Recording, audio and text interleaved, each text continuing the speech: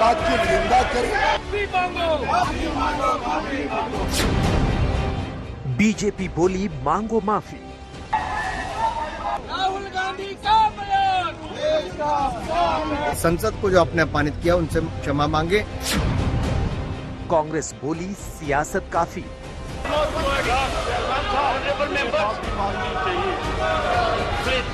राहुल जी क्या किया गुना की माफी मांगना है। पक्ष विपक्ष में घमासान जारी। अनकॉन्स्टिट्यूशनल है, इमोरल है और विपक्ष को सताने का काम है।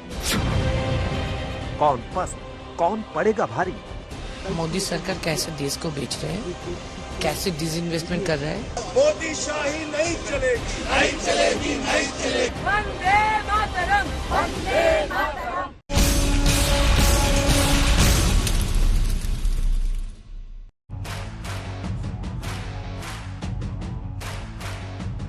नमस्कार, आप देख रहे हैं हल्ला बोला। आपके साथ मैं हूं अंजना ओम कश्यप। आज हम बात करेंगे सत्ता पक्ष और विपक्ष के बीच जारी घमासान पर। लगातार दूसरे दिन हंगामे की वजह से संसद में कार्यवाही नहीं चल पाई। पहले हंगामा सिर्फ विपक्ष करता था, लेकिन अब की बार हंगामा दोनों ओर से है। बीजेपी राहुल गांधी के बयान पर माफी की मांग कर रही है, तो विपक्ष अडानी मसले को लेकर जेपीसी की मांग पर अड़ा है। बीजेपी की ओर से राहुल गांधी पर चौतरफा वार किया जा रहा है। संसद में राहुल की उपस्थिति पर भी सवाल उठाए जा रहे हैं। आप मेरे एक तरफ देख रहे हैं संसद का राहुल में प्रदर्शन क्या रहा है। आंकड़ों की माने तो राहुल गांधी की उपस्थिति सिर्फ 52% रही, जबकि राष्ट्रीय औसत 79% रही। दूसरी तरफ आप देख रहे हैं पक्ष और विपक्ष में कैसे मोर्चेबंदी चल रही है। इन सब के बीच सबसे दिलचस्प ये है कि बीजेपी पूरी ताकत से हमला कर रही है, लेकिन विपक्ष टुकड़ों टुकड़ों में अलग अलग तरीके से पलटवार कर रहा है। हल्ला बोल में इन्हीं तमाम सवालों पर चर्चा करेंगे। लंदन में राहुल के बयान को बीजेपी ने जो सियासी हथियार बनाया है, उसके मायने है क्या, लेकिन पहले ये रिपोर्ट।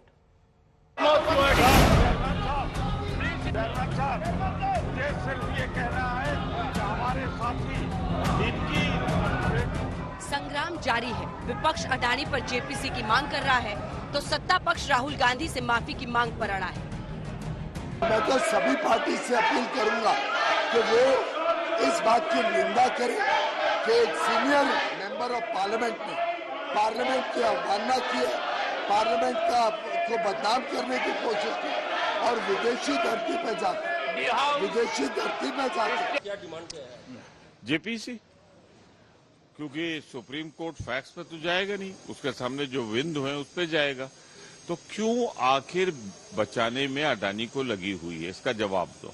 इसलिए कि अडानी का अगर पर्दा खुला तो उसके अंदर सब यही भाजपा वाले दिखाई पड़े। संसद के भीतर भी बवाल है और बाहर भी। अडानी को लेकर कांग्रेस की मोर्चाबंदी है, तो राहुल गांधी के लंदन में बयान पर बीजेपी की नारेबाजी है। आप संसद से गायब क्यों हैं? और विदेशी धरती पर कैम्ब्रिज क्राई और लंदन लाइज यानी कि रोने धोने का काम, झूठ बोलने का काम विदेशी धरती से बंद करें, भारत को अपमान करने का काम बंद करें और वापस आकर संसद को जो आपने अपमानित किया उनसे क्षमा मांगे।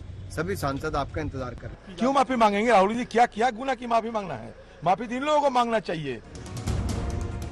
राहुल गांधी के बयान को लेकर सत्ता पक्ष लगातार हमलावर है। बात कश्मीर में बर्फ के गोले तक भी पहुंच रही है और कांग्रेस के भ्रष्टाचार तक भी। एक और सदन चल रहा है, लेकिन राहुल गांधी जी जहां दुनिया भर के देशों में जाकर कहते हैं कि उनको बोलने का अवसर नहीं दिया जाता, अगर देश में एवरेज अटेंडेंस देखी जाए तो उससे भी कम इनकी अटेंडेंस है पार्लियामेंट की। कांग्रेस की सरकार के समय पथरावबाजी होती थी, कश्मीर को ज्यादा स्वायत्तता देने की बात होती थी, कश्मीर के हालात गंभीर होते थे। अरे मोदी जी की सरकार आने के बाद तो आप पत्थरबाजी की बजाय बर्फ के गोले चलाने का काम और खेलने का काम, खिलखिलाने का काम कर रहे थे। ये बदलाव है दो सरकारों। लंदन में राहुल गांधी के बयान को लेकर बीजेपी की नाराजगी ऐसी कि असम के सीएम ने यहां तक भविष्यवाणी कर डाली कि वो कभी प्रधानमंत्री बन ही नहीं सकते। उधर साक्षी महाराज ने राहुल पर देशद्रोह का मामला दर्ज करने की मांग कर डाली। जब तक नरेंद्र मोदी है आप कभी भी प्रधानमंत्री बनने नहीं पाएगा और संभव ही नहीं है। इसलिए भारतवर्ष का जनता बार बार मोदी जी को ही प्रधानमंत्री बनाएगा। कर्नाटक में बार बार बीजेपी का सरकार बनेगा। जिनके पास कोई मुद्दे नहीं है, केवल शोर शराब मचा करके भारतीय संसद का समय बर्बाद करने का प्रयास करते हैं और हिंदुस्तान की बात विदेश में जाके करना, इससे बड़ा राष्ट्रद्रोह कुछ और नहीं हो सकता। राहुल गांधी ने लंदन में संघ पर भी हमला किया था। अब संघ भी राहुल को नसीहत दे रहा है। रियलिटी क्या है सबको मालूम है, शायद वो भी जानते होंगे, लेकिन मैं इतना ही कहना चाहता हूं, एक प्रमुख राजनीतिक पक्ष के प्रमुख नेता के नाते he should express more responsibly and see the reality. दूसरी ओर सरकार को घेरने के लिए विपक्ष का मुद्दा एक है, लेकिन मोर्चेबंदी अलग अलग। कांग्रेस की अगुवाई वाली 17 पार्टियों की बैठक में टीएमसी शामिल नहीं हुई। इसके बाद ममता बनर्जी की पार्टी ने अडानी मसले पर सरकार को घेरने के लिए अलग प्रदर्शन किया। कांग्रेस के सांसदों ने अलग घेराबंदी की और बीआरएस सांसदों के साथ आम आदमी पार्टी का अलग मोर्चा दिखा। सिर्फ उनका दोस्त तो प्राइवेट कंसर्न को नहीं, इवन विदेशियों को कोल में 100% एफडीआई का इरादा लिया। तो ये मेक इन इंडिया नहीं है, सेल इंडिया है, हमको लगता है। जो काम हो रहा है वो इलीगल है, अनकॉन्स्टिट्यूशनल है, इमोरल है और विपक्ष को सताने का काम है। इसी के साथ साथ ईडी के दायरे में अदानी समूह का भी आता है, पर हमें वहां पे भी कोई आवाज ना सुनाई दे रही, ना इंटरेस्ट दिखाई दे रहा। तो ये वॉशिंग पाउडर बीजेपी का जो असली चेहरा है, ये देश के सामने आना चाहिए। किस तरह से अपने मित्रों को और जो उनकी पार्टी में शामिल हो जाते हैं उनको बचाने की कोशिश करें। इसमें कोई संदेह नहीं कि विपक्ष का शोर है, लेकिन अब की बार शोर सत्ता पक्ष से भी है। आज तक ब्यूरो। स्टूडियो में आज हमारे साथ अखिलेश प्रताप सिंह जी, प्रवक्ता कांग्रेस पार्टी के, जुड़ गए हैं। हमारे साथ सांसद, पूर्व सांसद सैयद जफर इस्लाम साहब, प्रवक्ता बीजेपी के, जुड़ गए हैं। प्रियंका चतुर्वेदी जी, सांसद और प्रवक्ता शिवसेना के, हमारे साथ जुड़ेंगी, जो कि उद्धव गुट की शिवसेना की है। अजय आलोक हमारे साथ राजनीतिक विश्लेषक के तौर पर जुड़ेंगे। लेकिन यह भी एक नई रवायत आप लोगों ने शुरू कर दी है। सैयद जफर इस्लाम साहब, सामने देखिए सर। राहुल पर बवाल, अब सरकार ही करे सवाल।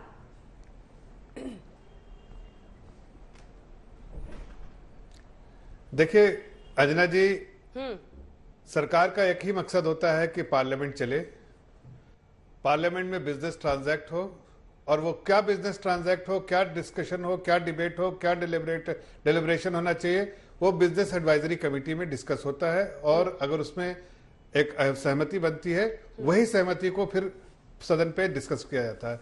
बड़ा दुर्भाग्यपूर्ण है आज कि बिजनेस एडवाइजरी कमेटी में सहमति बन जाती है, टाइम भी एलोकेट हो जाता है, लेकिन जब ये सदन पे आते हैं तो सदन के पटल पे नारा लगाते हैं, टीवी में दिखना चाहते हैं कि हंगामा करना चाहते हैं और देश के टैक्स पेयर्स का पैसा बदनाम करना चाहते हैं। और उसके साथ साथ जाके बाहर में दुनिया के अलग अलग कोने में, इस बार जो है इंग्लैंड में जाके देश को बदनाम करने का काम राहुल गांधी कर रहे हैं। देश पूरी तरह से शर्मसार हो रहा है राहुल गांधी की जिस तरह की प्रतिक्रिया वहां पर आ रही है।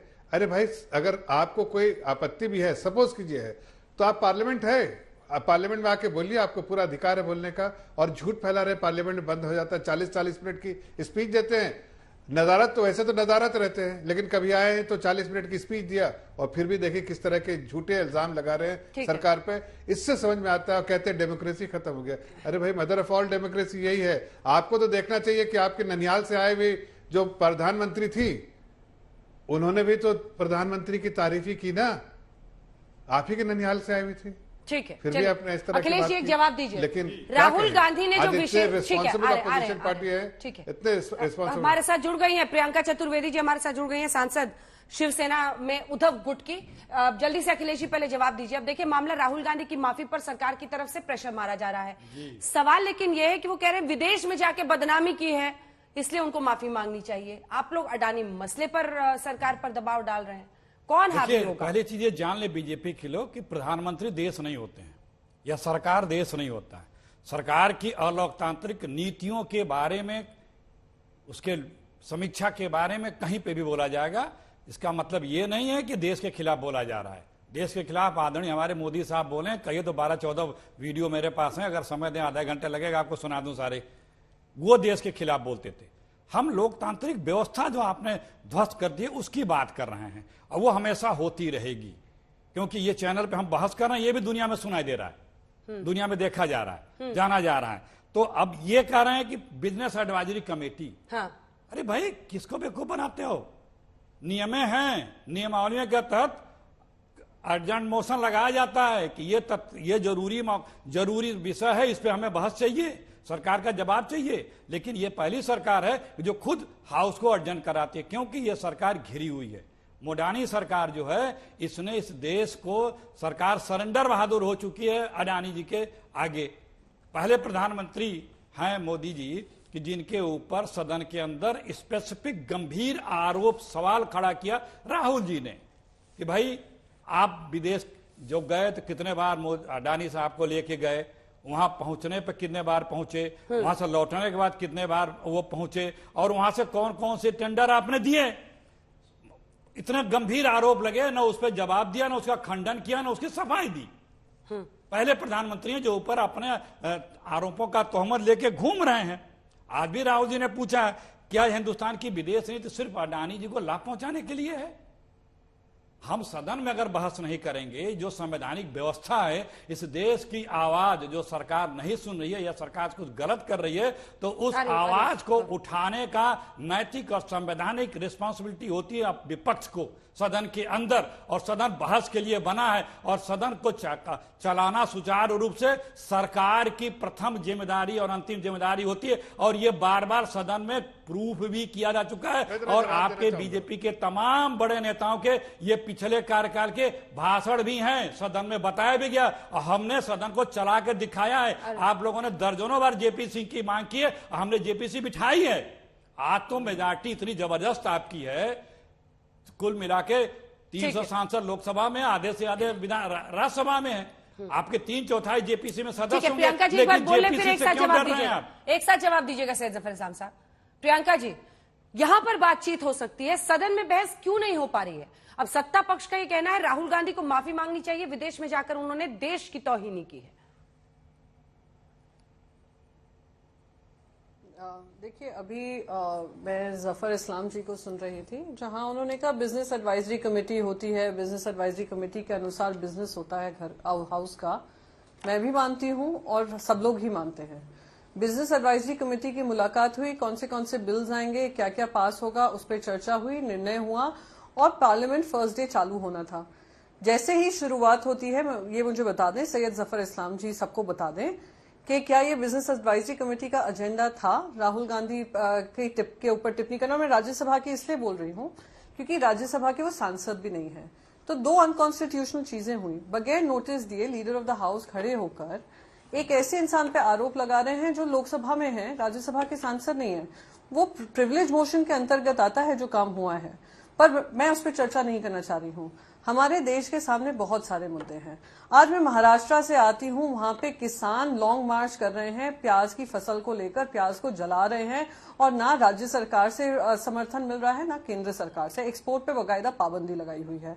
तो वो लोग मजबूर हो रहे हैं 1100-1200 रुपए क्विंटल बेचने की बजाय उनको 500 रुपए में बेचना पड़ रहा है, इसलिए वो जलाकर फूक रहे हैं। और अभी उनका मोर्चा चल रहा है, मुंबई तक आएगा, हर गांव से आ रहा है और मुंबई तक आएगा। दूसरा, 18 लाख कर्मचारी महाराष्ट्र से प्रोटेस्ट पर हैं और वो ओपीएस की डिमांड कर रहे हैं, ओल्ड पेंशन स्कीम की। उस पर भी कोई निर्णय नहीं लिया गया है, वो लोग स्ट्राइक पे गए हुए हैं। तीसरा इंपॉर्टेंट मुद्दा हमारे लिए है एनफोर्समेंट डायरेक्टरेट का मुद्दा। वो एनफोर्समेंट डायरेक्टरेट जो बाकायदा भारतीय जनता पार्टी की गोद में बैठकर भारतीय जनता पार्टी का एजेंडा चला रही है। आज तो महाराष्ट्र में उनको एक्सटॉर्शन डिपार्टमेंट के नाम से जाना जाता है। आज आप इतने विपक्षी दल के नेताओं को टारगेट कर रहे हैं, उनको जेल में भेज देते हैं, उन पे कार्रवाई शुरू कर देते हैं, और जो लोग आपकी वॉशिंग मशीन में धुलकर आए हैं उनको आप क्लीन चिट दे देते हैं। अभी मैंने प्रेस कॉन्फ्रेंस की थी, मैंने आपको उदाहरण दिए हैं, उदाहरण के साथ बताया कितने लोग हैं जिनको वॉशिंग मशीन का फायदा मिला है। नारायण राणे हो, कृपा शंकर सिंह हो, भावना गवली हो, वहां के एमएलएज हो, प्रताप सरनायक जी जैसे हो, अर्जुन खोटकर जी जैसे हो, मैंने बकायदा उदाहरण के साथ दिया है। पर यहाँ पर ये लोग राहुल गांधी की चर्चा करने को ज्यादा आतुर हैं, क्योंकि ये जानते हैं झूठों के सरदारों को जब सच्चाई का आईना दिखाया जाए तो तिलमिलाहट होती है, इसलिए वो लोग बार बार ये टॉपिक लाते हैं और हाउस को एडजर्न करते हैं। हम चाहते हैं हाउस चले, पर बिजनेस एडवाइजरी काउंसिल के हिसाब से चले, वो क्यों नहीं आप चलने दे रहे? ठीक है, जवाब दीजिए इसका सैयद जफर इस्लाम साहब। दो टेक्निकल बातें उन्होंने कही, बिजनेस एडवाइजरी काउंसिल में क्या डिसाइड हुआ था कि राहुल गांधी पर वहां पर चर्चा की जाएगी, और जो राज्यसभा मेंबर नहीं है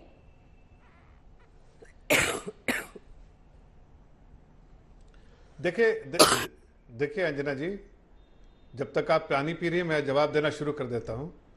देखिए अंजना जी, जहां तक राज्यसभा हो या मेंबर हो लोकसभा के, ये बात राज्यसभा और लोकसभा की नहीं है, ये बात भारत की शान की बात है, मान सम्मान की बात है। और ऐसे जब भारत का एक पार्लियामेंटेरियन विदेश में जाके विदेशी धरती पे वहां के पार्लियामेंटेरियन से मिलके वहां के प्रेस से मिलके वहां पर जाके अगर इस तरह की बातें करें तो और अगर नियम कोट करेंगे तो नियम सब पे। एक मिनट सुनिए आप बोलिए, पूरी एक मिनट, मेरी पूरी बात समझ में आ जाएगी आपको हम जब बोलेंगे तो। हाँ, तो मैं ये कह रहा हूं कि उस चीज को सिर्फ हमने ये कहा कि देखिए क्वेश्चन आवर और जो जीरो आवर के बीच में इस तरह की चर्चा होती है, रूल 67 के बीच में भी चर्चा होती है, लेकिन यहां पर तो एक बहुत बड़ा गंभीर मामला है कि देश को शर्मसार हो रहा, बदनाम किया जा रहा है, इसलिए उसके लिए माफी मांगने के लिए कहा गया। वो 10 सेकंड का काम है, 10 सेकंड में माफी मांग लेते, वो सदन चलता और सारे बिजनेस में ट्रांजैक्ट होते। लेकिन ऑपोजिशन मेंबर, ऑपोजिशन पार्टीज वो रिस्पॉन्सिबिलिटी जो उनकी होती है वो नहीं निभा रहे हैं, और बहुत इररिस्पॉन्सिबल बिहेवियर है, कॉन्डक्ट है, इसलिए सदन नहीं चलने देना चाहते हैं। हम तो सदन चलाना चाहते हैं भाई, हमारा काम ही सदन चलाना, जो ट्रेजरी बेंच का काम ही सदन चलाना, बट ये क्या सदन चलाने देंगे? ये रोज रोज मीटिंग करते हैं, 10:50 में मीटिंग खत्म होती है, जाओ अंदर हंगामा करो। हम तो ऐसे पोस्टर और ये लेके घूमते रहते हैं, क्या क्या सिटी बीटी भी बजाते थे, आजकल बंद कर दिया सिटी बजाना, नहीं तो सिटी बजाते थे वहां पर टीएमसी के नेता लोग। तो इसलिए हम तो उनसे आग्रह करेंगे भाई रिस्पॉन्सिबली बिहेव कीजिए, बिजनेस होगा और वहां सदन में जो जिस पर्पस के लिए सदन है वो बिजनेस ट्रांजैक्ट होगा, डिस्कशन होगा, सारे मुद्दों पे चर्चा होगा, लेकिन मुद्दे ये नहीं चर्चा होंगे जो जिस मुद्दे पे सहमति नहीं हुई है उस मुद्दे को उठाएंगे आप, तो उसका कोई फायदा नहीं है। जो बिजनेस बीएससी में डिस्कस ही नहीं हुआ है तो उसको उठाने का क्या फायदा है? नहीं, मैं कंप्लीट कर लूं, अब मैं कुछ जवाब दे दूं इनको। ये कह रहे हैं भारत के ऊपर बातें हुई हैं, भारत पे आक्रमण हुआ है, भारत के बारे में राहुल गांधी ने विदेशी धरती पे जाकर उल्टा सीधा कहा है। मैं जिस भारत से आती हूँ एक बहुत कॉन्फिडेंट नेशन है, और एक इंसान जो मेंबर ऑफ पार्लियामेंट है अपनी भारत जोड़ो यात्रा के एक्सपीरियंस बताते हुए कहे संवैधानिक तौर तरीके खत्म हो रहे हैं, संवैधानिक और प्रजातंत्र के उसूलों का पालन नहीं हो रहा है, तो उसको लेकर मेरा भारत शर्मसार हो जाए, इतना सेंसिटिव तो मेरा भारत है नहीं। एक मेंबर ऑफ पार्लियामेंट है। अब मैं आपको उदाहरण देती हूँ, देश के प्रधानमंत्री, चुनकर बने हुए प्रधानमंत्री, भारी बहुमत से चुने हुए प्रधानमंत्री जब चाइना जाते हैं तो कहते हैं देशवासी अपने आप को शर्मसार महसूस करते थे, अपनी किस्मत को कोसते थे कि हमें इस देश में जन्म लेना पड़ा। ये देश के प्रधानमंत्री हैं, मैं ये नहीं कह रही मेंबर ऑफ पार्लियामेंट नहीं है, कोई पदवी कांग्रेस पार्टी के, ना वो उनके कोई पोजीशन है राइट नाउ, ना वो कोई प्राइम मिनिस्टर की पदवी है, वो भारत जोड़ो यात्रा का अपना हवाला दे रहे थे। अब दो चीजें बताती हूँ जो राज्यसभा में उदाहरण, टेक्निकल ही बात नहीं है। और एक मिनट यार, मैं तुम्हारे बीच में नहीं बोल रही थी ना सैयद जफर इस्लाम जी, सुनने की क्षमता रखिए ना, यही तो दिक्कत है। आपको एक उदाहरण देती हूँ, ऐसी सुनने की क्षमता की दिक्कत हो है। Leader of the house 10 minute बात करते हैं, leader of the house 10 minute, leader of the house 10 minute बात करते हैं, फिर हमारे चेयरमैन कहते हैं हम विपक्ष को बोलने का मौका देंगे, और विपक्ष को बोलने का मौका जब लीडर ऑफ ऑपोजिशन खड़े होते हैं, आप देख सकते हैं 1.5 मिनट से ज्यादा उनको बोलने का समय नहीं दिया गया। उससे पहले ट्रेजरी बेंचेस के एमपीज खड़े होकर चिल्ला चोट करने लगे, वेल ऑफ द हाउस में आ गए, वेल ऑफ द हाउस में आए थे, और उनका जो संसद टीवी पे लाइव कवरेज था वो 1 मिनट के अंदर खत्म हो गया था। तो अगर आप प्रजातंत्र के उसूलों की बात करते हैं तो प्रजातंत्र ही कहता है कि अगर सत्ता पक्ष की आवाज सुननी चाहिए तो विपक्ष की भी सुननी चाहिए। अगर आपने बिजनेस एडवाइजरी कमेटी में वाइस प्रेसिडेंट की मीटिंग के समय पे एक बाकायदा वादा किया हुआ था कि अगर लीडर ऑफ द हाउस बोलेंगे ऑपोजिशन को बोलने का उतना ही मौका मिलेगा। अब रही बात प्रजातंत्र की, अभी कहते हैं रूल 67 को उदाहरण दे रहे थे, रूल 67 के तहत हम मुद्दे उठा सकते हैं।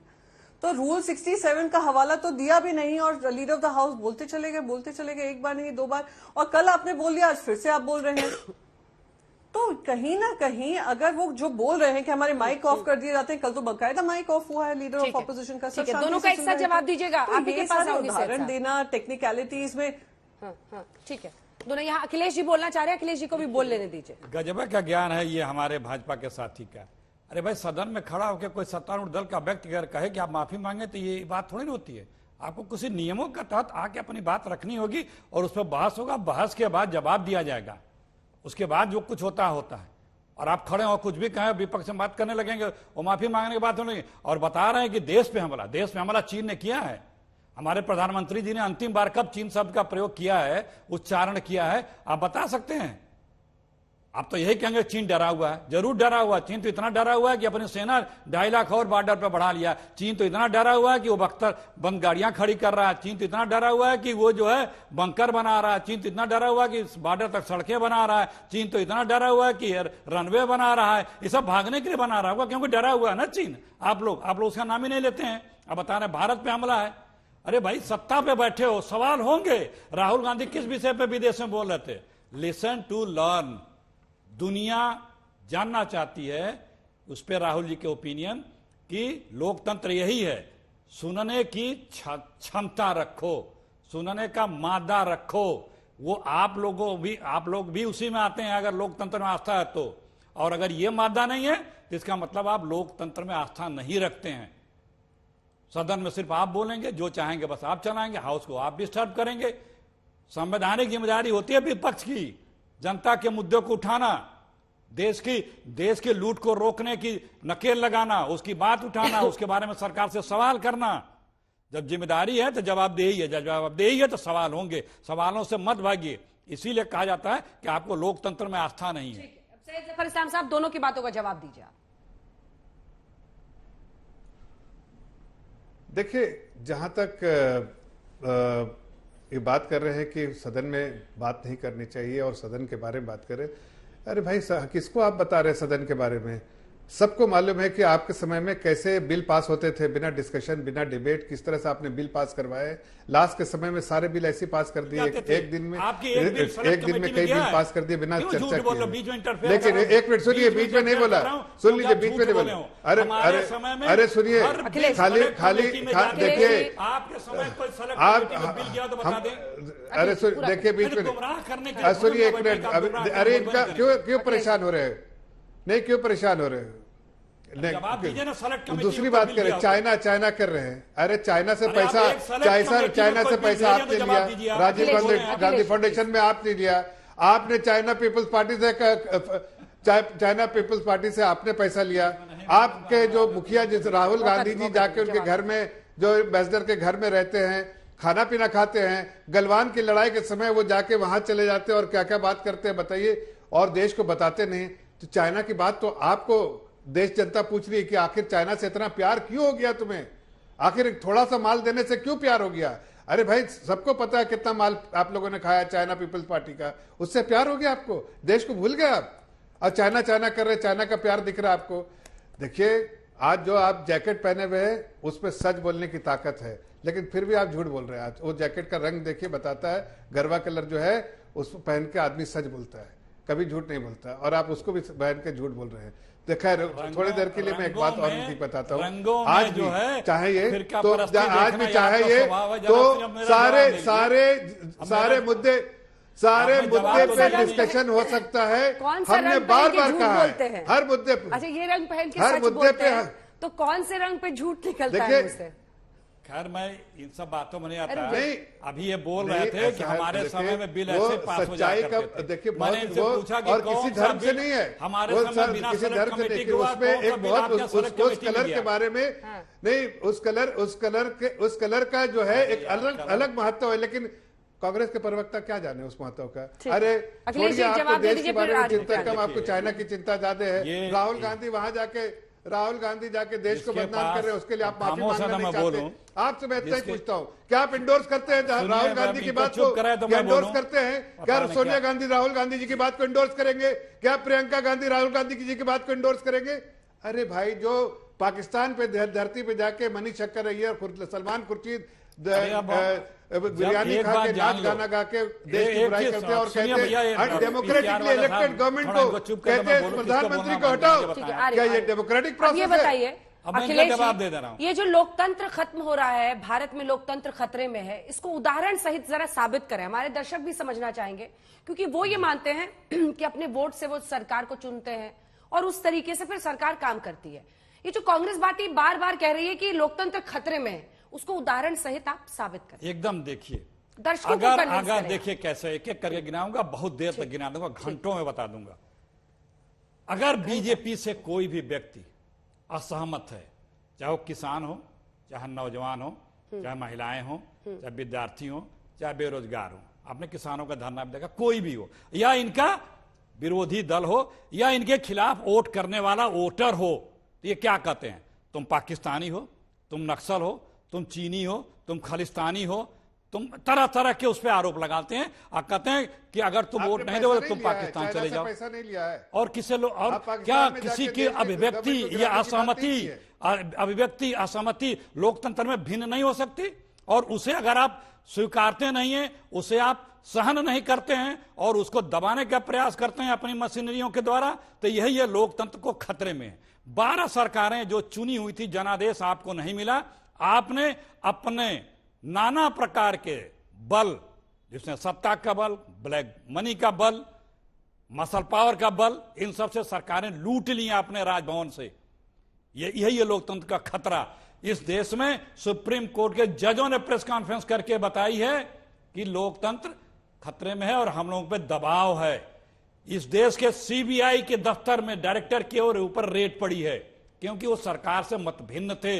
इस देश के ईसी के ऊपर, परिवार के ऊपर, उनके ऊपर रेड पड़ी है। ये पत्रकार अगर एक सरकार से सवाल कर दे, कल ही अभी यूपी में एक पत्रकार को जेल हुई है क्योंकि मंत्री से सवाल कर दिया। इस देश में अगर आप रिपोर्ट भी कर रहे हैं, न्यूज भी चला रहे हैं, तो यहां तक हुआ है कि उस बुलेटिन को सैटेलाइट से डिस्टर्ब कर दिया गया है, अगर आप सरकार से मतभिन्न हैं। और क्या होता है लोकतंत्र का गला घोटना। ठीक है, सारे गलतियां, सारी गुनाह, ईसी, ईडी, इनकम टैक्स, सब विपक्ष के लोगों को कोई नहीं दिखता, और सबसे विपक्ष के लोग ही दिखते हैं, उन्हीं के दरवाजे जाती है। अभी कर्नाटक में कई करोड़ रुपए एक विधायक के भाजपा के यहां मिले थे, आदरणीय मोदी जी गए थे, वहां ईडी का एड्रेस नहीं था क्या? यही है लोकतंत्र पे खतरा, और इसको सुनना पड़ेगा आपको। ठीक है, और इन जब दोनों जब का इसका जवाब मैं अमल नहीं उनसे करेंगे लूंगी, तो हम लेकिन ये प्रियंका बात जी, उठाएंगे। एक सवाल ये भी है कि क्या विपक्ष अपनी चुनावी हार की वजह से लोकतंत्र को खतरे में बता रहा है? क्योंकि बाकी जगह लोगों को, जो लोगों का विश्वास है वो इस सरकार में दिखता है, तभी 2 बार कंसेक्यूटिवली वापस आए। आप कैसे ये बताएंगे कि लोकतंत्र खतरे में है? नहीं, मैं आपको बताती हूँ किस तरीके से लोकतंत्र खतरे में है, और उससे ज्यादा अच्छा किसी ने नहीं कहा होगा जितना LK आडवाणी जी ने डिस्क्राइब किया होगा, अनडिक्लेयर्ड इमरजेंसी। और जब लोकतंत्र खतरे में होता है, आप बहुत सारी किताबें पढ़ सकती हैं कि how fascism works, how democracy ends. वो आपके इन योर फेस नहीं होता कि आपका इलेक्शन कमीशन हो या इलेक्शंस जो होते हैं, आपकी जो सरकारें बनती हैं, गिरती हैं, वो सटल वे में होता है डेमोक्रेसी को खत्म करना। सबसे पहले मैं बताती हूँ इंस्टीट्यूशनल कॉम्प्रोमाइज। आज जो चौथा स्तंभ माना जाता है, और उन्होंने अभी अखिलेश सिंह जी ने बहुत सारे उदाहरण दिए कि जो विपक्ष के खिलाफ जो सत्ता पक्ष के खिलाफ बोलता है उनको जेल हुई है, हम वो भूल नहीं सकते हैं। हाँ, अगर आप बोलेंगे कि इलेक्शन कमीशन से लेकर ईडी तक का अगर मैं आपको हवाला दूं, महाराष्ट्र सबसे बड़ा उदाहरण है उसका। महाराष्ट्र में एनफोर्समेंट डायरेक्टरेट का इस्तेमाल कर, सीबीआई का इस्तेमाल कर, आईटी का इस्तेमाल कर, दबाव डालकर लोगों के पार्टीज बदलवाई जाती हैं, लोगों से इस्तीफे लिए जाते हैं, फिर एक सरकार बनाई जाती है जो अनइलेक्टेड सरकार बनकर आई है, जो सरकार एक सत्ता पक्ष को गिराकर आई है। वो सरकार फिर जाकर इलेक्शन कमीशन के पास जाती है, जो लोग सस्पेंड होने वाले होते हैं उसका उदाहरण देकर election commission stamp of approval दे देती है। और इतिहास में पहली बार हुआ होगा कि एक राजनीतिक पक्ष और एक राजनीतिक पार्टी का 10th शेड्यूल उल्लंघन करते हुए पार्टी पक्ष और पार्टी चिन्ह किसी और के नाम पे कर देती है। लेजिस्लेटिव असेंबली लेजिस्लेटिव स्ट्रेंथ का हवाला देकर, लेजिस्लेटिव स्ट्रेंथ उस आधार पर डिराइव किया है जहां पे सुप्रीम कोर्ट में ऑलरेडी 16 से 23 एमपी एमएलए की आपको सस्पेंशन का बात चल रही है, डिसमिसल की बात चल रही है, अंडर सुप्रीम कोर्ट हियरिंग है, कॉन्स्टिट्यूशनल बेंच की हियरिंग है।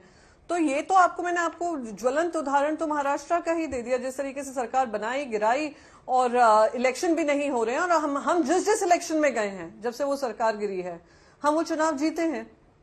ईडी जनता का विल क्या है? जनता का विल ये है कि हमारी सरकार बनी रहे, पर आपने ईडी से लेकर चुनाव आयोग को अपनी एजेंसीज बना लिया है, जिस वजह से आज डेमोक्रेसी सफर कर रही है।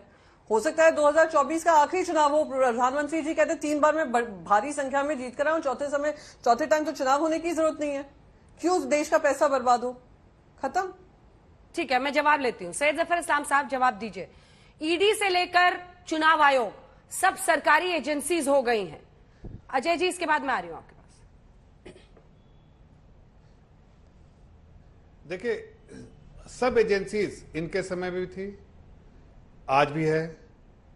हस्तक्षेप अगर हम करते तो जिस तरह से सुप्रीम कोर्ट ने उस वक्त एक टिप्पणी दी थी, हमारे बारे में भी कर देती।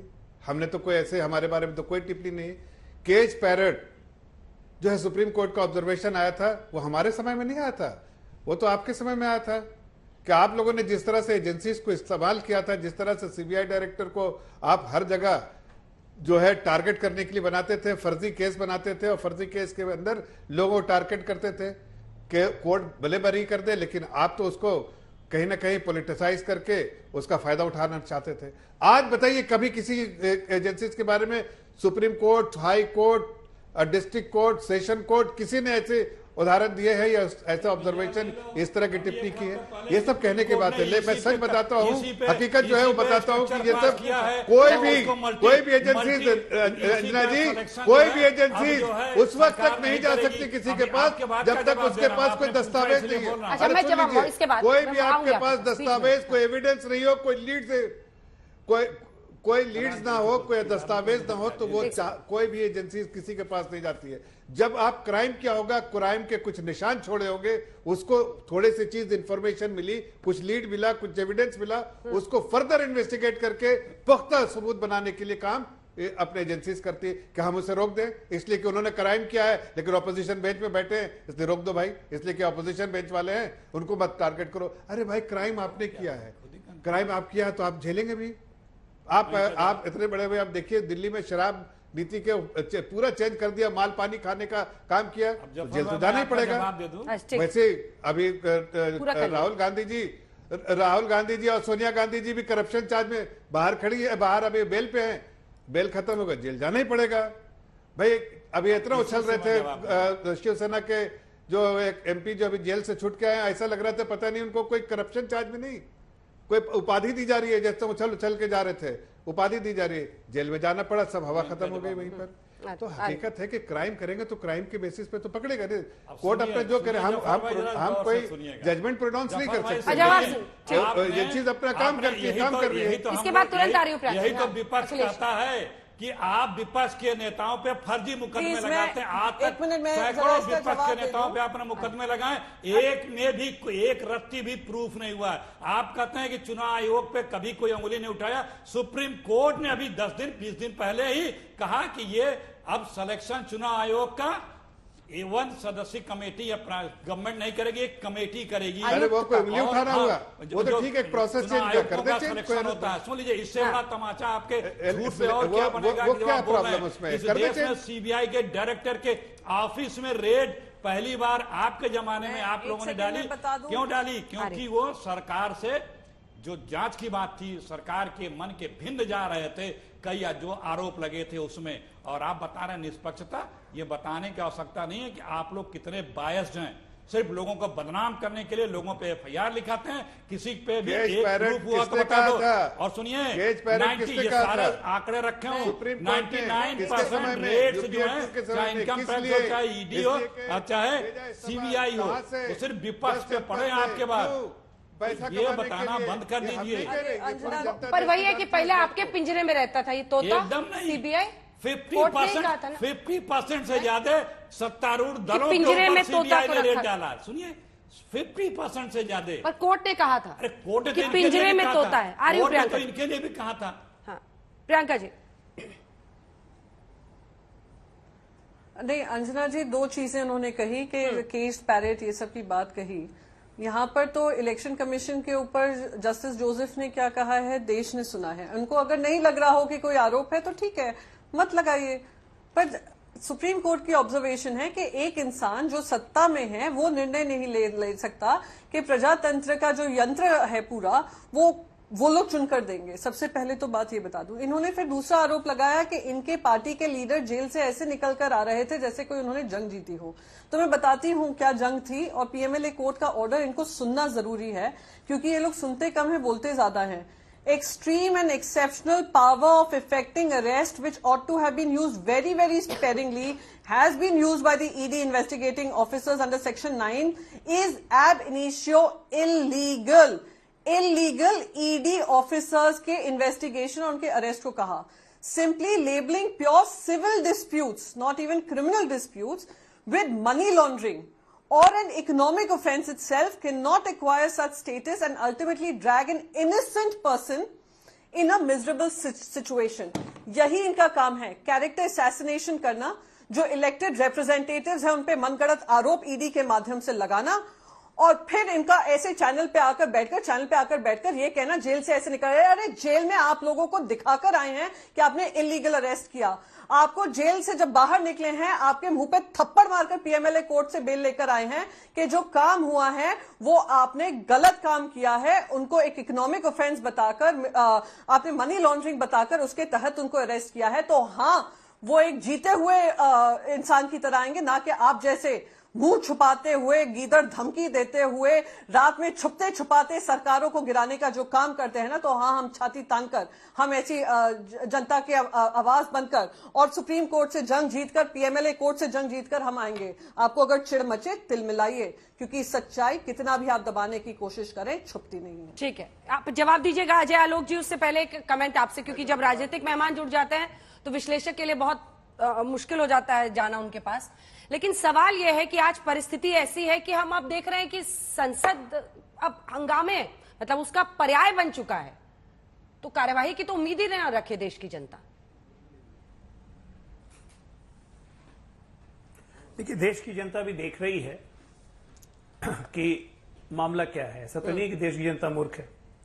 जहां तक रहा, अभी बार बार सुप्रीम कोर्ट की बात हो रही थी, सुप्रीम कोर्ट की बात हो रही थी, तो अखिलेश जी को याद दिला दूं, 2011 में इसी सुप्रीम कोर्ट ने कहा था कि लोकतंत्र अभी खतरे में नहीं है, डेमोक्रेटिक राइट्स अभी सस्पेंडेड नहीं है, जो 1977 में थी। याद होगा, बहुत फेमस कोर्ट था सुप्रीम कोर्ट का।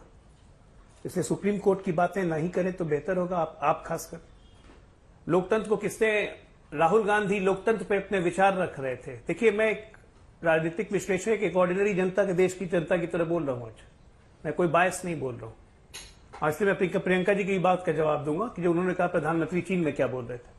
राहुल गांधी लंदन में बोल रहे थे कि देश में लोकतंत्र खत्म हो गया है, संस्थागत संस्थाएं कब्जे में आ गई हैं, RSS के कब्जे में आ गई हैं, सुप्रीम कोर्ट कब्जे में है, चुनाव आयोग कब्जे में है। ये उनके लोकतंत्र के महान विचार हैं, कांग्रेस पार्टी के महान विचार हैं। तो उस पर एक ही शेर याद आता है, धुआं बन के फिजा ने उड़ा दिया है मुझको, मैं खुद जल रहा हूं, किसी ने बुझा दिया है मुझको। आप जलते रहिए, आप बुझते रहिएगा, जनता ही बुझाएगी आपको। प्रधानमंत्री ने जो चीन में कहा, मैंने कल भी आपके शो में कहा था अंजना जी, प्रधानमंत्री ने जो चीन में कहा कि किसी को भी भारतीय होने पे अफसोस होता था, लगता था क्यों यहां पैदा हो गया। वो उस भारतीय डायस्पोरा को एड्रेस कर रहे थे जो विदेशों में रहते हैं और जिनकी क्या हालत हुई थी 4 से 14 में। भारतीय पासपोर्ट का मान किस तरह गिरा था 4 से 14 में। 2G 3G 4G घोटाला, स्कैम इंडिया हो गया था। ये शाइन इंडिया नहीं था, स्कैम इंडिया कर दिया था और इसलिए भारत का मान घटा था। उसी की चर्चा करते हुए प्रधानमंत्री ने कहा था ओवरसीज रहने वाले भारतीयों की यह हालत हो गई थी कि एक इंडियन वीजा लेने के लिए उनको 6-6 महीने वेट करना पड़ता था इंडियन कंसुलेट पे। फॉरेनर्स की तो बात छोड़ दीजिए, इन्वेस्टर्स, एफडीआई, ये तो बात छोड़ दीजिए, पॉलिसी पैरालिसिस की ऐसी चर्चा होती थी कि लोग इंडिया आने में डरते थे, इन्वेस्ट करने में डरते थे। उस मामले को लेकर कहा था कि हिंदुस्तान में पैदा होने पर शर्म आती थी कि कहां फंस गए, एक एक चीज में क्या लगेगा। और प्रियंका जी, 2015 में जब ये बात चीन में प्रधानमंत्री ने कही थी, उसके बाद के पार्लियामेंट सेशन में आप ही के शिवसेना के लोगों ने ताली बजा बजा के ऐसे ऐसे स्वागत किया था पार्लियामेंट में, वो भी मत भूलिए। समय की नजाकत है, आपके भी सुर बदले हैं, आपके भी शब्द बदले हैं, लेकिन साथ में थे तो सुर भी थे, शब्द भी थे। आज का जो मौका है वो पार्लियामेंट में एक लाइन में बोला जा रहा है। राहुल गांधी ने लोकतंत्र में अपने जो विचार व्यक्त किए हैं, कांग्रेस पार्टी के जो विचार व्यक्त किए हैं, वो कहीं ना कहीं देश का अपमान है, और ये आम जनता की समझ यही है। परसेप्शन आपको सुनिए, परसेप्शन मानना है तो मानिए, नहीं मानना है तो मत मानिए। एक सुर सुनिए आलोक जी, एक मिनट। अब की बार ट्रम्प सरकार, ये सुर सुनाई दिया, ये इसे बोलते हैं बिल्कुल सुनाई दिया, किसी के आंतरिक मामले में हस्तक्षेप, और इसका खामियाजा आज तक हिंदुस्तान भुगत रहा है। ये होता है देश को अपमानित करने वाले वक्तव्य। कैसे, जरा बता दें ये क्या? अच्छा, बता इसको दीजिए आपको जरा, बताना कैसे पड़ेगा, भुगत रहा है और उसके बाद आप हिंदुस्तान? कहते हैं मैं राजनीतिक विशेषज्ञ हूं। आप नहीं, किसी के देश के अंदर अंदरूनी मामलों में कोई अंदरूनी मामलों में बोलता है, अमेरिका का कोई आकर के यहाँ प्रचार करेगा आपके लिए, क्या अधिकार है किसी को? किसी के अंदरूनी मामले में आप अमेरिका में जाकर के अमेरिका में किसी अंदरूनी मामले में आप इंटरफेयर कर रहे हैं, और आप लोगों ने प्रोटेस्ट भी नहीं किया। सुनिए सुनिए जनाब, अरे सुन लीजिए, मैंने एक सुर सुनाया। और वो पूछे कि भुगत कैसे रहे, प्रेसिडेंट थे। हाँ हाँ, अखिलेश जी भुगत सुनिए कैसे रहे, थोड़ा भुगत कैसे रहे हैं अखिलेश जी, लोगों को भुगत जरा पता कर लीजिएगा। अमेरिका के वीजा के लिए कई थे यहाँ पर बैठते हैं लोग, राहुल गांधी के अमेरिका के वीजा के लिए कई लोग बैठते हैं। क्या हालत हो रही है, कितनी पॉलिसीज इंडियन के फेवर में बनी है, कितनी हटा दी गई हैं। आप बता रहे थे 2004 से 2014 का, ये जो है अभी जो इनके इकोनॉमिक सर्वे आया था उसकी रिपोर्ट है। हमारा पर कैपिटा इनकम ग्रोथ जो था वो 200% था, आपका 90% है। Per year 75 lakh except agriculture based नौकरियां, जॉब क्रिएट हुई हैं कांग्रेस के समय 10 वर्षों में। आपके समय सिर्फ 29 लाख पर ईयर। ये आंकड़े हैं सरकारी। इकोनॉमी पे जाएंगे तो जितना लोन कर्जा भारत के 13 प्रधानमंत्रियों ने नहीं लिया, उसका 3 गुना ज्यादा, 3 गुना ज्यादा आदरणीय मोदी जी ने मात्र 9 वर्षों में ले लिया। गया कहां पैसा? ये जब हटेंगे तब पता लगेगा कि कर्जा लो और मित्रों का कर्जा माफ करो। यही सरकार का काम है। ये सरकार की विदेश नीति यही है कि अपने मित्र बिजनेसमैन को फायदे पहुंचाया जाए। एक लाइन का जवाब अजय आलोक जी। $3 ट्रिलियन इकोनॉमी, $3 ट्रिलियन इकोनॉमी और 5th नंबर रैंकिंग इकोनॉमी, इनको तो समझ में आएगी नहीं। और कर्जा लिया कोई घर में ले जाने के लिए नहीं, नेशनल हेराल्ड करने के लिए नहीं, देश में ही लगाने के लिए। ये जो जितने एक्सप्रेसवेज बन रहे हैं जितना डिफेंस एक्सपोर्ट हो रहा है, जांच होगी, ये पता लगेगा। गुजरात में नहीं जा रहा है, पता लगेगा। नहीं, आपका काम है शिकायत करना, आप करते रहिए, लेकिन लॉजिकल तौर पे आप बात नहीं कर रहे हैं, परसेप्शन बिगड़ रहा है आपका। अंजना जी, इनको जरा बताना पड़ेगा अखिलेश भाई को कि थोड़ा अपने पार्टी का इतिहास देख ले, और यूपीए 2 का जो कार्यकाल में, यूपीए 1 के कार्यकाल में क्या हुआ देश को। वक्त हमें इतने की इजाजत देता है। आप सभी का बहुत धन्यवाद। देखते रहिए आज तक।